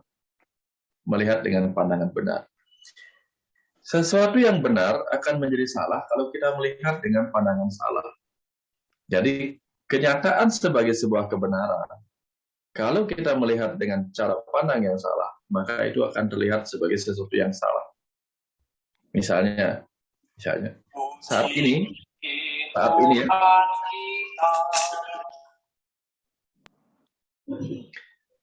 kalau saya katakan saat ini adalah siang, mungkin bagi kita di sini yang melihat dengan kacamata kita itu akan salah. Karena saya mengatakan saat ini adalah siang. Kita melihatnya dengan kacamata kita dalam kondisi malam. Tapi kalau Zoom kita malam ini diikuti oleh teman kita di belahan bumi yang lain, dia akan mengatakan, betul, saat ini siang, karena dia berada di belahan bumi yang lain. Nah, tapi kenyataannya apa? Kenyataannya adalah ini bisa siang, ini bisa malam. Tergantung dari sudut mana orang melihatnya. Nah, jadi kalau kita bisa melihatnya dengan cara yang salah, maka kita katakan bukan salah, ini bukan malam, itu siang. Ini bukan siang, ini malam. Teman yang di belahan bumi yang lain akan mengatakan betul, ini malam, ini siang, bukan malam. Nah, gitu. Tapi kalau memiliki pandangan yang benar akan mengatakan ya, ini siang bagi di sini dan ini malam bagi yang di sini. Nah, itu dia menerima segalanya. Karena dia memiliki pandangan yang benar. Yang benar itu artinya tentang kebenaran itu artinya bahwa kenyataan ini akan selalu memiliki dua sudut pandang. Sama dengan angka 6, angka 9. Ya, yang melihat dari sudut sini akan mengatakan 6, yang dari sini akan mengatakan 9. Tapi yang melihat dengan cara yang benar, dia akan mengatakan, ya, 6 benar, 9 benar. Dia melihat dua-duanya. Dia tidak memiliki pembenaran sepihak. Nah, itu yang kalau kita ingin kalau kita ingin tahu bagaimana caranya menerima kenyataan kehidupan ini dengan bahwa ini memiliki sebuah pesan, lihat sebagai kebenaran. Pertama, kuncinya di situ. Oh, ini adalah kebenaran. Tapi di mana benarnya? Nah, jadi jangan cari di mana salahnya. Banyak orang mencari kebenaran dengan mencari-cari kesalahan, nggak dapat. Coba gimana caranya? Coba. Ya. Saya mau cari api di tengah air, masih susah cari api di tengah air. Atau cari air di tengah api, susah. Di tengah api ya. Sama dengan caranya, saya mau menemukan kebenaran dengan mencari-cari kesalahan orang lain. Gimana caranya coba? Kalau kita ingin membenahi, oke, masih mungkin. Kalau kita ingin membenahi, tentu kita cari kesalahannya untuk kita benahi. Tapi kalau kita mencari kebenaran dengan mencari-cari kesalahan orang lain, nggak dapat. Nggak dapat. Nah, itu sebabnya kalau kita ingin melihat kebenaran dari setiap kejadian yang kita alami, satu, lihat dengan pandangan yang benar, dua, cari benarnya di mana. Ya, jadi fokuskan pikiran kita untuk mencari benarnya di mana. Misalnya, orang itu menyakiti kita. Tentu di awal kita akan marah. Ngapain sih orang ini nyakitin saya? Satu, kita menolak. Dua, kita mengeluh. Tiga, kita tidak tahu penyebabnya apa. Lalu, kita tidak mendapat pemahaman. Nah, tapi kalau kita sudah waspada, ini orang ini nabrak saya. Ini benarnya di mana orang ini nabrak saya? Kenapa ada kebetulan? Ini bukan kebetulan, tapi memang betul-betul dia nabrak saya. Nah, jadi kalau dia nabrak kita dengan betul, kalau nggak betul kan kita nggak ketabrak. Artinya dia sudah betul nabrak kita. Karena buktinya kita ketabrak. Nah, jadi nggak salah. Kalau salah dia nggak akan nabrak kita. Jadi jalannya sudah benar, dia nabrak kita. Nah, benarnya itu di mana? Coba pikirkan. Kenapa orang ini nabrak saya? Jangan-jangan dulu saya pernah nabrak orang lain juga, seperti hari ini saya ditabrak oleh orang ini. Kalau kita melihat dengan cara yang demikian, reaksi kita untuk mengeluh, menolak, lalu melawan, bereaksi ego akan lebih sedikit munculnya. Karena kita akan lebih cepat untuk belajar, jangan-jangan ini orang ini ada maksud tertentu. Ada maksud tertentu, orang ini nabrak saya, jangan-jangan saya pernah nabrak. Kenapa saya katakan begini? Saya selalu berbicara berdasarkan pengalaman hidup saya. Nah, saya pernah ditabrak seperti itu. Udah ditabrak. Yang nabrak menyebabkan mobil belakangnya hancur. Saya turun. Bukan untuk marahin orangnya, bukan. Hanya untuk menanyakan, gimana? Bapak enggak apa-apa? Enggak. Ya sudah. Saya pergi langsung balik lagi. Mobilnya rusak, di belakangnya pecah. Saya cuma tanya itu aja. Bapak enggak apa-apa? Enggak. Ya sudah. Selesai. Karena saya nggak nyalahin dia. Kenapa? Satu, resiko di jalan selalu kemungkinan ditabrak. Dua, kalau saya pernah nabrak, mungkin saya dulu, sekarang saya ditabrak dari belakang, mungkin saja saya dulu pernah nabrak orang, mungkin saja. Nah, dengan cara demikian, sudah. Paling-paling kalau kita bayar, perbaikin mobil, habis uang 300.000. Tapi kalau kita berkelahi sama orang itu, saling marah-marahan, bahkan ujungnya masuk ke lapor ini, lapor itu, berapa biaya kita habiskan? Mungkin lebih besar daripada 300.000 yang kita habiskan untuk ngecat ulang atau menempel sedikit. Nah, artinya apa? Kita terlalu banyak melakukan fight or flight sehingga kita menghabiskan lebih banyak energi dan materi kita hanya untuk hal-hal yang sebenarnya bisa kita sederhanakan penyelesaiannya. Karena kita sudah bisa melihat kebenaran atau kenyataan itu dengan cara pandang yang benar, bukan cari-cari kesalahan. Bapak harusnya begini tadi. Ya Bapak ngapain di depan saya? Berkelahi. Siapa suruh Bapak di depan saya? Jadinya Bapak saya tabrak karena Bapak di depan saya. Coba ke Bapak di belakang saya nggak mungkin nabrak Bapak. Berkelahi lagi di situ. Sama-sama menunjukkan pembenaran masing-masing. Ya. Nah, kira-kira seperti itu. Jadi belajar melihat kenyataan sebagai kebenaran. Dua, belajar melihat dengan pandangan yang benar. Tiga, lihat benarnya di mana. Jangan cari-cari kesalahan, karena kesalahan akan memunculkan pembenaran. Karena apa? Karena tidak ada orang yang mau disalahkan. Tidak ada orang yang mau disalahkan.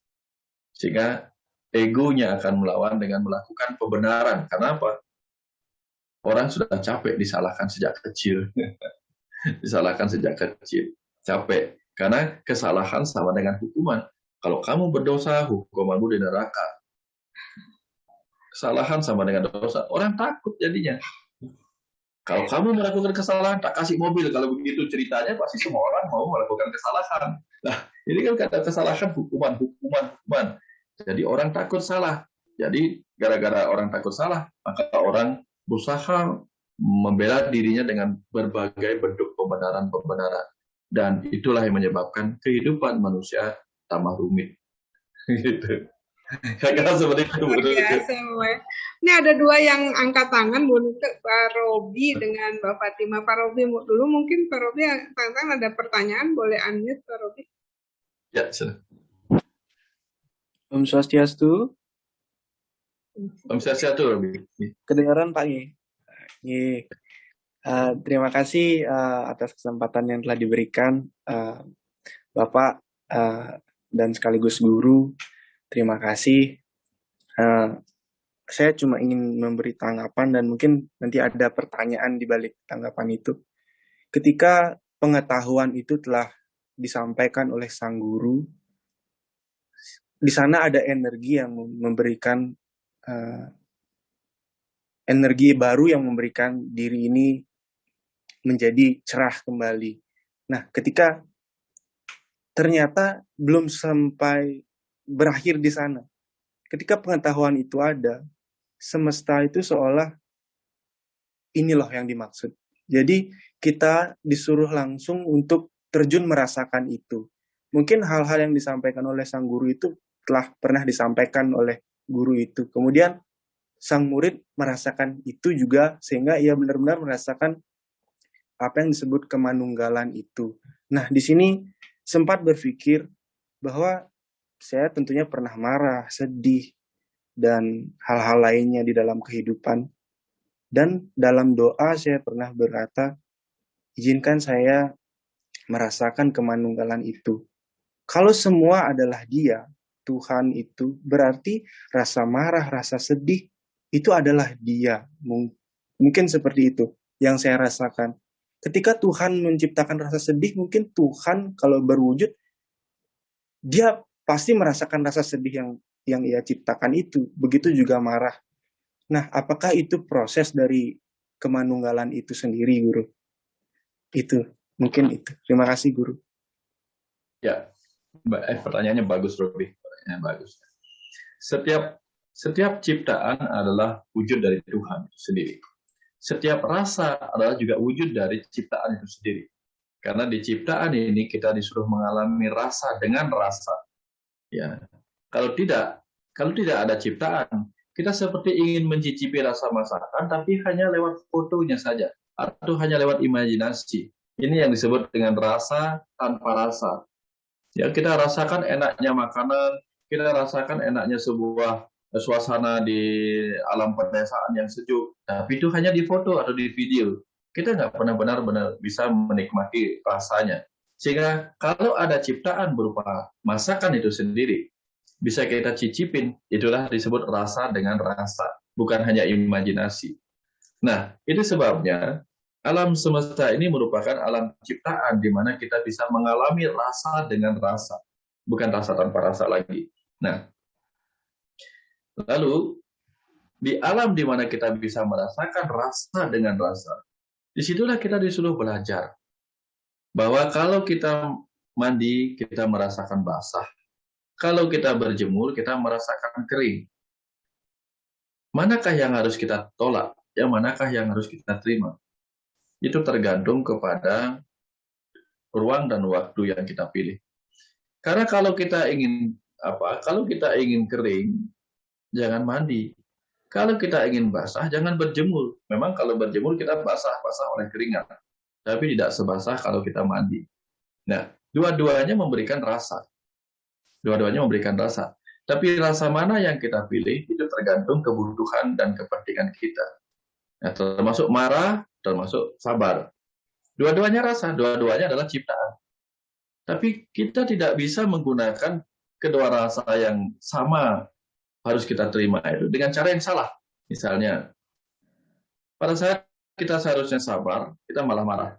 Pada saat kita seharusnya marah, kita malah sabar. Misalnya, ini ada seorang polisi. Polisi dia melihat ada orang yang melanggar lalu lintas, kemudian melakukan pencurian. Lalu polisinya belajar spiritual dan bilang, sabar, sabar. Apa yang terjadi? Ya pencurinya lari, ya pelanggar lalu lintasnya lari. Ya. Pada saat itulah polisi itu harus melakukan tindakan, yaitu apa? Menangkap orang yang bersalah itu. Kemudian mungkin memarahinya dengan cara memberinya nasihat atau memberi hukuman. Itu hal yang bisa dipilih. Ya. Tapi ketika misalnya polisi itu mau menyeberangkan orang atau dia harus membantu orang-orang untuk bersabar. Karena ada orang yang mau menyeberang. Nah, ini contoh bahwa apa? Semua rasa itu adalah miliknya. Ya, semua rasa itu harus kita terima. Tidak ada yang kita salahkan. Menyembuhkan orang harus kita terima. Membunuh orang juga harus kita terima. Tapi kapan? Kapan? Inilah yang diajarkan oleh Krishna kepada Arjuna. Ketika Arjuna mengatakan, saya tidak mungkin membunuh saudara-saudara saya, para Kaurawa dan guru-guru saya di sana. Dimarahinlah Arjuna oleh Krishna. Bagaimana mungkin kamu seorang kesatria tidak mau membunuh? Lalu apa gunanya kamu seorang kesatria? Nah, itu contoh. Ya. Tapi jangan sampai kita tidak ada urusannya dengan peperangan, kita ikut main bunuh-bunuh. Itu contoh yang salah. Jadi ada tempat di mana sesuatu itu benar, ada tempat di mana sesuatu itu salah. Mencuri itu bisa benar, bisa salah. Dua-duanya rasa, menimbulkan rasa. Kapan mencuri itu benar? Kalau seorang agen intelijen itu mencuri data musuh, itu benar. Kalau dia mengatakan dia dikirim oleh negara untuk mencuri, kemudian dia bilang, nanti aku berdosa mencuri. Kalau begitu, bagaimana bisa memenangkan peperangan kalau merasa berdosa mencuri data-data musuh? Nggak bisa. Jadi di situ nggak ada ini urusannya demikian. Semua adalah cara kita menentukan pilihan. Ya, menentukan pilihan. Kalau misalnya data bank orang kita curi, ya salah. Ya, artinya apa yang tadi yang disebut dualitas tadi, rasa yang berbeda itu sekalipun semuanya adalah miliknya, kita harus terima dua-duanya sebagai miliknya. Tapi kita harus tahu kapan menggunakan itu dengan cara yang tepat, dengan cara yang benar. Inilah yang disebut dalam ajaran Buddha sebagai perilaku yang benar, pandangan yang benar, termasuk mungkin waktu yang benar, kapan harus menggunakan itu. Kalau enggak, ya kacau kita. Kacau kita. Kira-kira seperti itu, Robi. Ya. Dan kenapa kalau misalnya ada orang menyampaikan sebuah pengetahuan, tiba-tiba ada rasa energi? Karena begini, pengetahuan adalah wujud dari kecerdasan. Kalau kecerdasan itu menyentuh kecerdasan jiwa seseorang, kemudian jiwanya itu akan memancarkan sebuah kemampuan, akan mengenali kembali kemampuannya untuk melakukan usaha. Kemampuan itulah menjadi energi. Kan kita tahu, energi adalah kemampuan melakukan usaha. Sehingga kalau kata-kata yang berisi pengetahuan itu bisa menyentuh kecerdasan jiwa seseorang, atau kecerdasan pada batin bawah sadar atau tubuh seseorang, lalu tubuhnya kemudian bangkit menunjukkan kemampuannya, atau jiwanya atau spiritnya bangkit menunjukkan kemampuannya, maka jiwa dan tubuh yang bangkit menunjukkan kemampuannya melakukan usaha akan memiliki energi dan merasakan energi. Itu sebabnya kata-kata bisa membangkitkan energi orang untuk bangkit dari keterpurukannya. Jadi waspada dengan kata-kata. Kata-kata bisa membuat terpuruk, kata-kata bisa membangkitkan orang yang terpuruk. Hati-hati selalu dengan kata-kata kita. Apalagi kalau kita adalah seseorang yang mendapatkan otoritas. Misalnya orang tua mendapatkan otoritas dari anaknya. Dengan kata-kata yang salah, anaknya bisa gagal. Dengan kata-kata yang benar, seorang anak bisa sukses hanya gara-gara kata-kata yang keluar dari ayah atau ibunya yang dianggap memiliki otoritas oleh si anak. Hati-hati. Nah, kira-kira seperti itu, Ruby. Barangkali ya, kalau ada lagi yang yang lain silahkan. Nah, Mbak Fatimah boleh Selamat malam, Pak Wayan. Terima kasih untuk sharing knowledge-nya. Sebenarnya pertanyaan saya udah terjawab dari penjelasan barusan Bapak. Mungkin ada yang ingin saya tambahkan lagi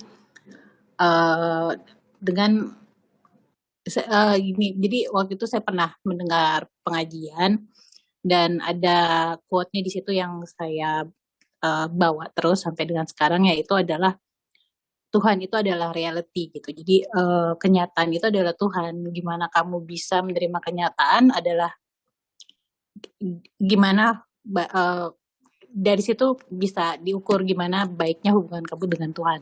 Lebih kurang seperti itulah. Tapi kan dalam proses nih kita kadang-kadang belum bisa menerima kenyataan dan biasanya kan yang saya tahu ya, kita punya kebebasan juga untuk memilih untuk merubah atau menerima suatu kejadian dalam hidup kita gitu. Biasanya nih kalau orang-orang pencari spiritual, menurut Pak Wayan sendiri atau mungkin pengalamannya Pak Wayan,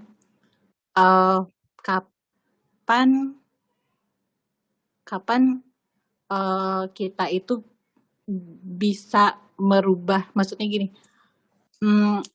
ketika kita tahu kita belum sanggup untuk menerima suatu kenyataan, tapi belum bisa juga untuk merubah, kan di situ akan timbul penderitaan ya. Tapi ketika kita ingin merubah pun akan ada resiko-resiko, ada konsekuensinya yang dimana kita ini udah sadar harusnya kita menerima kenyataan itu. Begitu Pak. Mungkin Bapak bisa sharing pengalaman Bapak ketika ada suatu kenyataan yang Bapak agak berat, masih dalam proses untuk menerima dan berusaha untuk merubah. Terima kasih. Ya, makasih Ibu. Pertanyaannya bagus ini. Kenyataan itu adalah Tuhan. Tuhan itu adalah kenyataan. Apa yang menyebabkan kata-kata itu bisa keluar? Nah, ini contoh. Seperti yang saya tulis di buku Rahasiamu Rahasaku yang saya ceritakan tadi. Kecerdasan Tuhan adalah kecerdasan semesta tak terbatas. Lalu menunjukkan kemampuan menjadi energi. Energi memadat menjadi materi.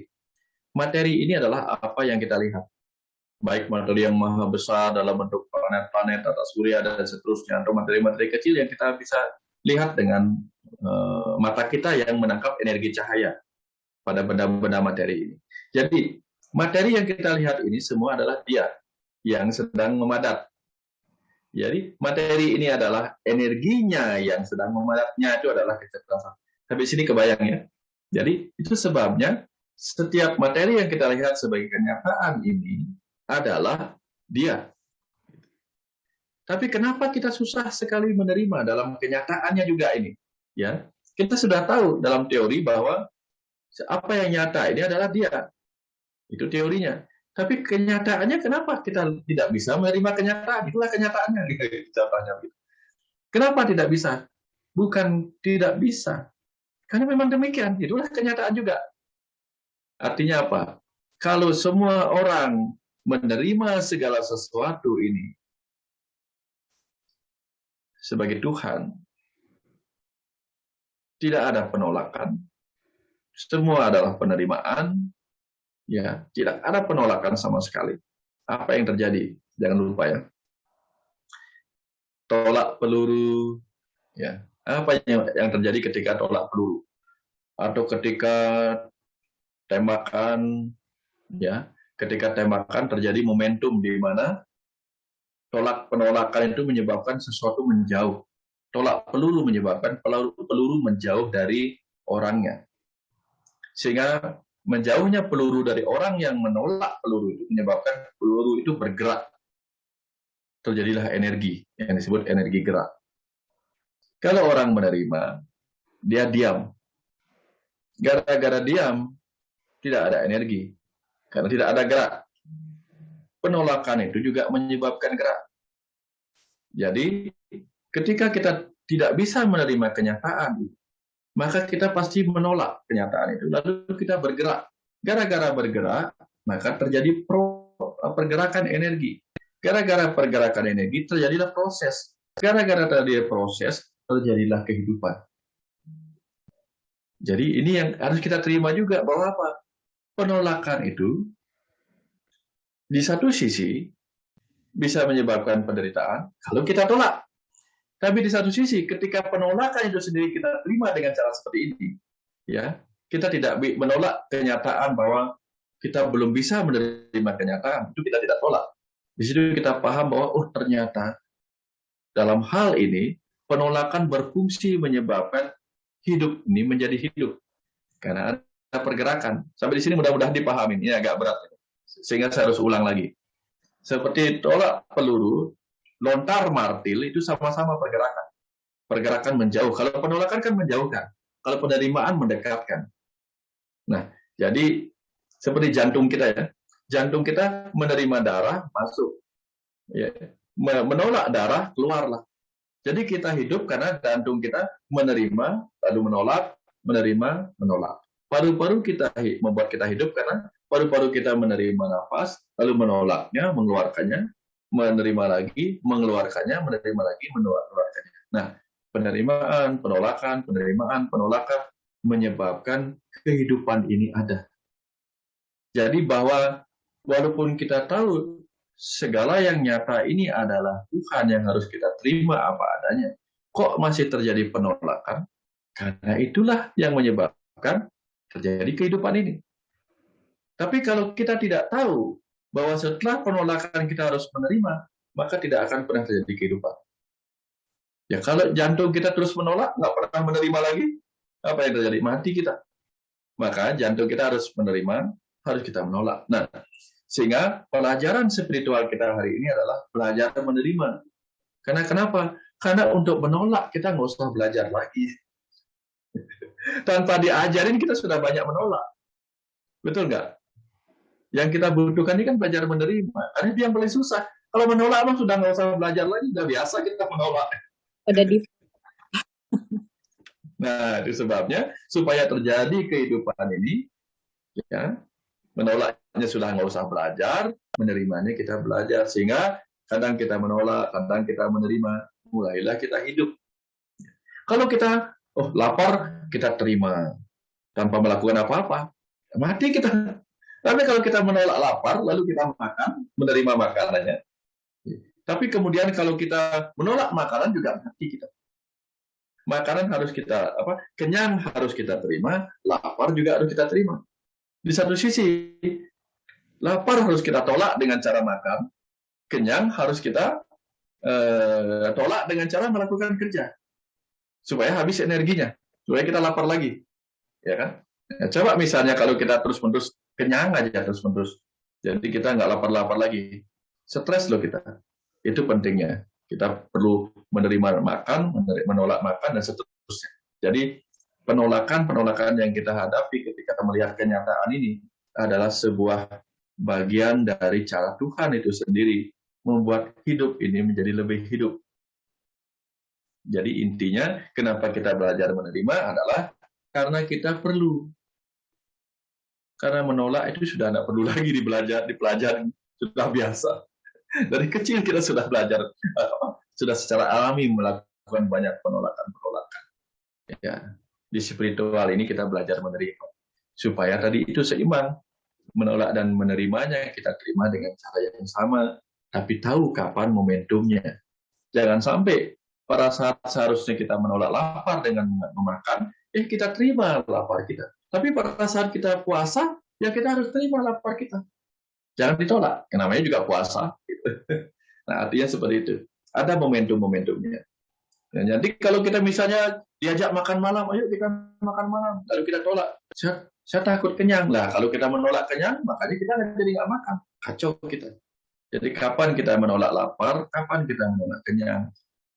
Tapi dua-duanya kita harus miliki. Nah, mudah-mudahan ini dipahami ya. Memang agak sulit sih, kadang-kadang butuh pengulangan. Untung direkam ini, sehingga nanti diulang aja lah. Ya, ada beberapa hal itu memang butuh pengulangan. Ya, mudah-mudahan contoh tadi itu memudahkan, menguatkan kenapa kita dalam kehidupan yang nyata ini kadang kita susah sekali menerima kenyataan itu. Karena itulah dia kehidupan. That's life. That's life. Ya, ketika kita mengatakan better life, itu kan karena kita menolak sekarang untuk menuju yang better. Ya, karena kita bete, maka kita bergerak untuk cari yang better. Ini BT life untuk better life. Kalau kita nggak menolak BT life ini, kita nggak akan menemukan better life. Ini cerita baru nih, BT life dengan better life. Terima kasih. Ya, ada lagi Ibu, silakan. Silakan Pak Joko Yuyun. Silakan. Terima kasih atas waktunya, Bliwayan. Ada istilah di Jawa ataupun di ini, sopo siro, sopo ingsun.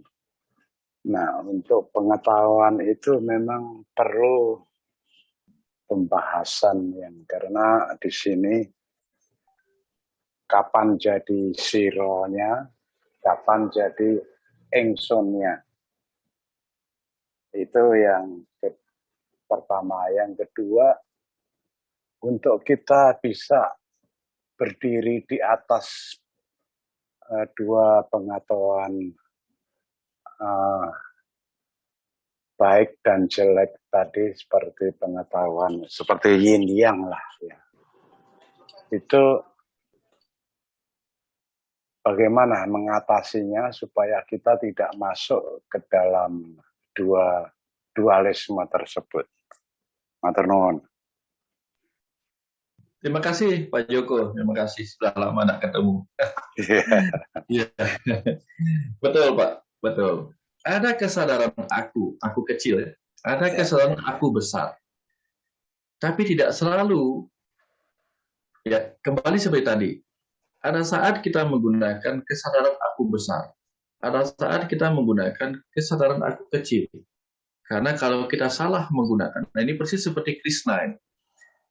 Krishna itu dalam kisah pewayangan dia adalah awataranya Wisnu.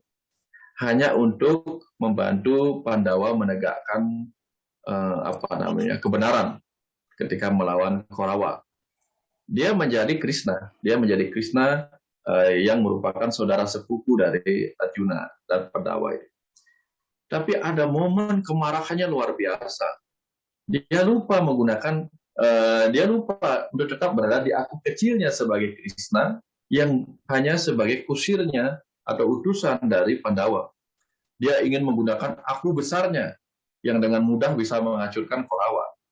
Sampai kemudian turun Dewa Dharma, Batara Dharma turun untuk mengingatkannya dengan kebenaran. Ngapain Dewa Wisnu? Kamu ingin menghancurkan secuil anak-anak kecil 100 orang itu. Dengan mudahnya kamu membunuh itu seperti menginjak 100 semut, itu gampang sekali. Apakah kamu harus menjadi seperti ini? Karena dia bertriwikama, jadi dia menjadi raksasa yang gede sekali dengan 1000 kepala, nah gitu ceritanya. Yang dengan mudah bisa menghancurkan 100 Kaurawa dengan kesaktiannya. Tapi bangganya kamu di mana? Ketika kamu adalah seekor singa jantan yang membunuh seekor tikus kecil, apa artinya begitu? Nah, diingatkan demikian, kemudian dia turun kembali menjadi aku kecilnya yang yaitu Krishna. Nah, itu sebabnya ketika kita menggunakan kesadaran yang besar dalam kehidupan yang kecil ini, ada saatnya kita merasakan hidup ini tidak ada gunanya, nggak seru gitu. Ya seperti orang kaya raya yang punya uang miliaran, kemudian menikmati membeli nasi yang seharganya 1000 perak gitu. Nggak ada serunya kalau dia terus-menerus menggunakan itu. Sesekali boleh. Ya. Jadi ada saatnya orang yang miskin itu, kalau dia ingin beli yang punya uang cuma 1000 rupiah di kantongnya, kemudian dia mencoba masuk restoran yang harga satu porsi makannya 1 juta. Nggak ada saatnya seperti itu. Nah artinya, kapan kita menggunakan kesadaran aku yang besar?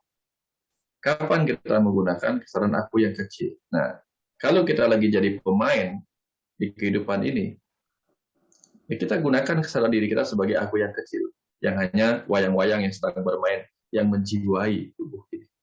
Tapi ada saatnya kita mengambil diri kita sebagai sang dalang, aku yang besar untuk mengamati kehidupan ini, untuk menerima semuanya. Nah, itu yang kita lakukan, menjadi ingsun atau siru.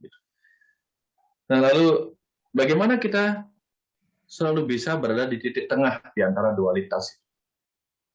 Banyak orang belajarnya dengan ke ujung, ujung kanan, ujung kiri, baru dia taruh titik tengah. Karena kalau kita mau cari tengah-tengahnya kan kita harus tahu jarak keduanya. Ya, jadi menyebut diri non-blok harus tahu juga mana blok barat, mana blok timur, supaya kita tahu diri kita yang non-blok, yang tidak berpihak pada salah satunya. Nah, kalau kita tidak melihat jarak itu kedua-duanya, maka agak susah. Itu sebabnya di kehidupan ini banyak orang yang di masa kecilnya sangat-sangat nakal sampai remaja.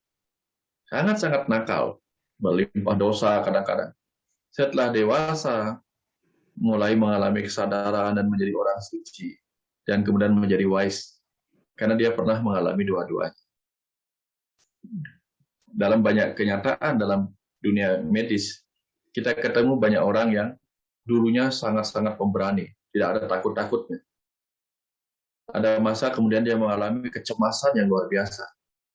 Di antara pengalaman rasa takut, rasa berani dan nekat yang tak terbatas, kemudian dia mengalami kecemasan yang luar biasa. Di situ kemudian dia menemukan titik tengah dan menjadi tenang di antara keberanian dan ketakutannya. Nah, banyak orang mengalami ini dalam satu kehidupan, tapi ada orang juga mengalaminya dengan beberapa kehidupan untuk menemukan titik tengah dari kesadarannya. Nah, itu sebabnya banyak orang yang sangat-sangat miskin, lalu kemudian dia berjuang keras dan kemudian menjadi kaya. Di situ kemudian dia mengalami rasa empati karena pernah miskin dan pernah kaya. Tapi banyak orang yang terlahir sudah kaya, tambah kaya lagi, dia belum pernah ngerasain bagaimana menjadi orang miskin. Sehingga sulit menemukan kepribadiannya yang bijak. Ada yang demikian. Nah, tapi banyak orang yang pernah kaya raya, pernah jatuh miskin, kemudian kembali kaya, biasanya dia juga menjadi orang yang wise karena pernah mengalami dua sisinya. Nah, itu sebabnya bagaimana cara menjadi titik tengah itu adalah bisa dengan belajar pada diri kita sendiri lewat pengalaman kita atau lewat pengalaman orang lain untuk menemukan ujung-ujung daripada dualitas itu agar kita tahu titik tengah. Kira-kira seperti itu, Pak Joko. Terima kasih banyak. Terima kasih. Ya, Rahayu. Rahayu. Ada lagi, Bu? Oke, ada lagi. Ada di chat kayaknya Bu Sylvia. Bisa tolong bacain? Enggak sih, untuk mulai kembali rekaman. Enggak ada, udah ya. Kayaknya udah. Terima kasih. Udah habis kayaknya pertanyaannya. Kita mungkin bisa, kalau Pak Wayan berkenan, mungkin kita Berdoa. Foto dulu Berdoa. sebelum doa. Foto dulu sebelum doa.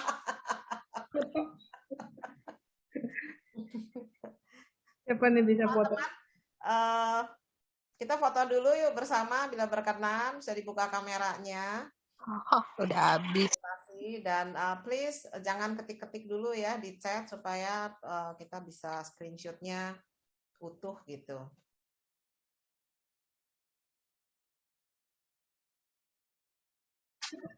Ya, Pak Tanto bisa minta tolong.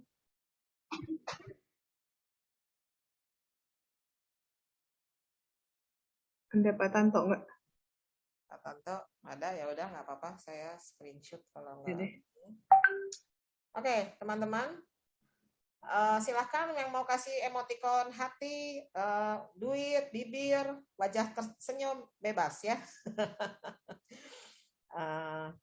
Sebentar ya. Oke, ini ada 2 halaman. Kita yang halaman pertama. Oke. Kemudian masuk halaman kedua. Halaman kedua tidak ada yang on cam, tapi kita screenshot saja ya. Oke. Thank you everybody. Nah, terima kasih Pak Wayan semuanya. Ibu, terima kasih. Kita minta doa dulu. Kita mau minta doa dulu. Pak Wayan, kalau berkenan. Pak pimpin kita untuk doa bareng mungkin. Ya, Ji. Kalau begitu saya mau share screen ya, bisa saya share screen ya? Monggo Pak, jadi co-host sudah dari awal. Monggo, Ya, Pak. ya.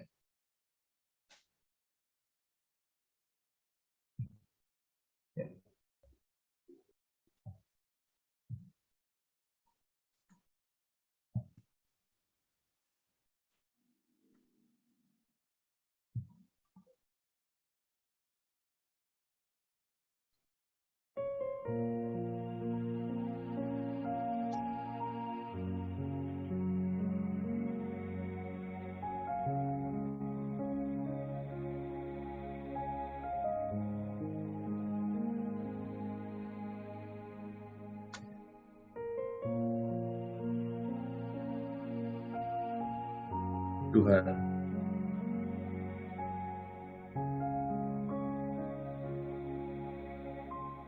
izinkan kami mengalami rasa sebagaimana Engkau mengalami rasa di kehidupan ini.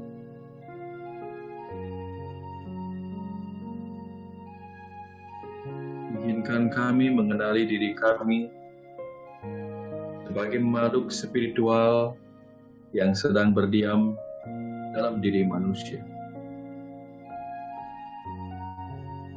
Sebab dengan mengenali diri kami sebagai makhluk cahaya dalam diri manusia, disitulah segala kegelapan dalam kehidupan yang sedang kami jalani ini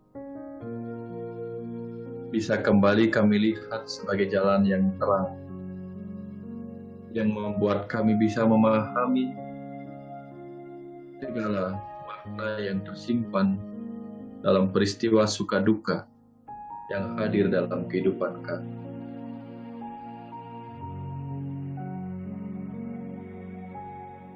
Tuhan, izinkan kami mengetahui kehadiran-Mu di mana-mana, dalam setiap ciptaan, sebagai kecerdasan semesta tak terbatas yang berdiam dalam setiap helai bunga, dalam setiap cahaya matahari yang membias menjadi warna-warni keindahan di kehidupan. Dan Tuhan, izinkan kami melihat kehadiran-Mu dalam setiap orang yang hadir dalam kehidupan kami. Entah yang datang dengan caci maki, atau yang datang dengan pujian. Sebab kami telah mengerti bahwa pada setiap orang yang datang dengan caci maki, Engkau sesungguhnya sedang hadir untuk mengajari kami, melatih kami mencapai kesadaran jiwa, mencapai kesabaran hati dalam penerimaan. Dan pada setiap orang yang datang dalam kehidupan kami dengan pujian-pujian, izinkan kami mengenali bahwa disitulah Engkau hadir untuk menguatkan kami agar terus berjalan di jalan-jalan kebajikan, di jalan kebaikan yang penuh cinta kasih. Izinkan kami melihat kehidupan ini apa adanya, sebagai alam yang penuh pembelajaran bagi jiwa kami, untuk bisa bertumbuh menuju kematangan dan kesadaran jiwa. Tuhan, dan bila kami pernah melakukan kesalahan-kesalahan yang menyakiti setiap makhluk-makhluk hidup di luar diri kami, menyakiti orang-orang yang ada dalam kehidupan kami, izinkan dalam kesadaran jiwa ini kami meminta maaf karena seakan telah melupakan bahwa di dalam diri mereka sesungguhnya ada Engkau sebagai sang jiwa yang sedang memberi hidup kepada mereka. Maafkan jika kami telah menyakiti mereka. Dalam kesadaran ini, kami ingin memohon ampun karena tidak memetik pelajaran dalam kehidupan.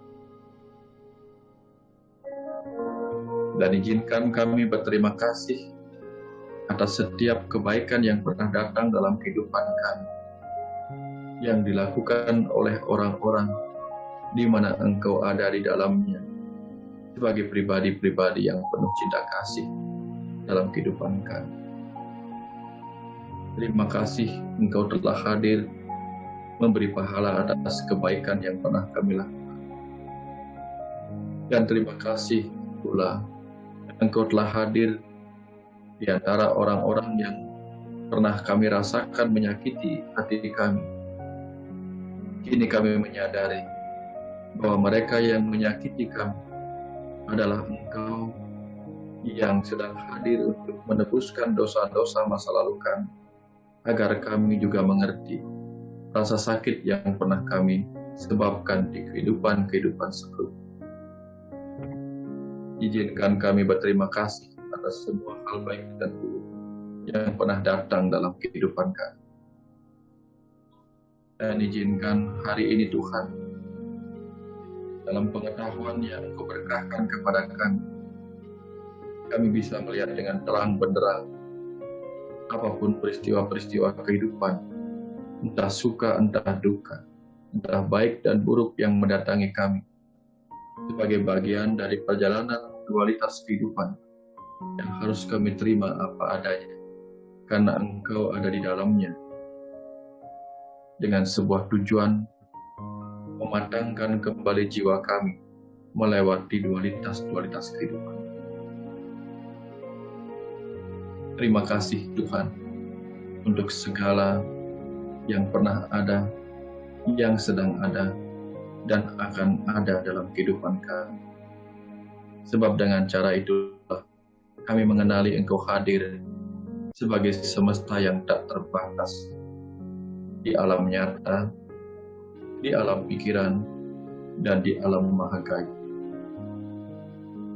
Dan semoga kehidupan ini menyadarkan kami bahwa sesungguhnya lah kami tak pernah terpisah darimu, karena Engkau sedang memenuhi segala yang ada di alam ini,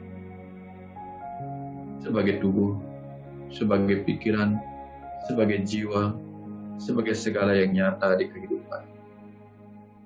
Terima kasih Tuhan telah mengizinkan kami mengenali-Mu di mana-mana dan melihat bahwa kemanapun kami menghadap, sesungguhnya Engkau sedang ada di sana, menatap kami dengan penuh sukacita, dengan penuh cinta kasih.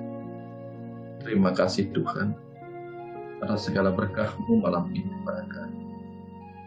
Izinkan esok hari kami menjalani kehidupan ini dengan penuh penerimaan dan keikhlasan dalam rasa. Terima kasih Tuhan. Terima kasih atas berkah-Mu malam ini.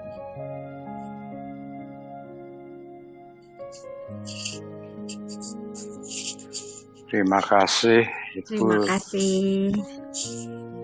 Terima kasih Bewayan. Bu Nuke, Bewayan, terima kasih. Bewayan, Ibu Nuke, dan Terima kasih semuanya yang hadir. Pak Joko. Matur nuwun.